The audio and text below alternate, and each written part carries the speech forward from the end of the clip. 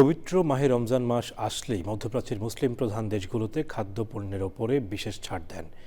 এই রমজানে মধ্যপ্রাচ্যের দেশ কাতারে প্রায় 1000 নিত্য প্রয়োজনীয় পণ্যে বিশেষ ছাড় বা মূল্য হ্রাস দিয়েছে। এগুলো আবার মনিটরিং করে সরকারি, বেসরকারি ও খাদ্য অধিদপ্তরগুলো। কাতারের বিভিন্ন বাজার ঘুরে বিস্তারিত জানাচ্ছেন মধ্যপ্রাচ্য প্রতিনিধি মেহেদি হাসান। সিয়াম সাধনা আর আত্মশুদ্ধির মাস পবিত্র মাহে রমজান।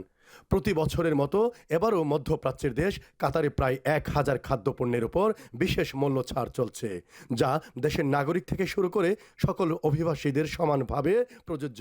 এখন বর্তমান কাতার সরকার যেটা করছে যে যেমন ধরে প্রায় 1000 সামানের উপরে এগুলা ডিসকাউন্ট দিছে রমজান উপলক্ষে। যেটা সময় আমাদের দেশে সব সময় দেখা যায় যে রমজানে সবকিছু দ্রব্যমূল্য বেড়ে যায়, এখানে কম মানে দ্রব্যমূল্য যে পরিমাণে থাকার কথা তার চাইতে এখানে সরকার আরো কমিয়ে দেয়। সবগুলো আরব দেশে কাতারও এবার 1000-এরও বেশি পণ্যের উপর ডিসকাউন্ট করে দিছে, অফার দিয়ে দিছে। কিন্তু আমাদের বাংলাদেশে এটা উল্টো হয়। রমজান মাসে চাহিদা বৃদ্ধি পাওয়া সত্ত্বেও ছাড়ের উদ্দেশ্য হল সাধারণ ভোক্তাদের জন্য কম খরচে প্রয়োজনীয় পণ্য নিশ্চিত করা। তবে পবিত্র রমজানের মধ্যেও বাংলাদেশে এক শ্রেণীর ব্যবসায়ী দ্রব্যমূল্য বৃদ্ধি করে, যা অপ্রত্যাশিত বলে মনে করেন প্রবাসীরা। নতুন সরকারের কাছে দাবি, দ্রব্যমূল্যের লাগাম টানতে ব্যবস্থা নিতে হবে, যেন প্রবাসীদের পরিবার পরিজন সাধ্যের মধ্যে সবকিছু পায়। Mehedi Hasan, channel I, Qatar.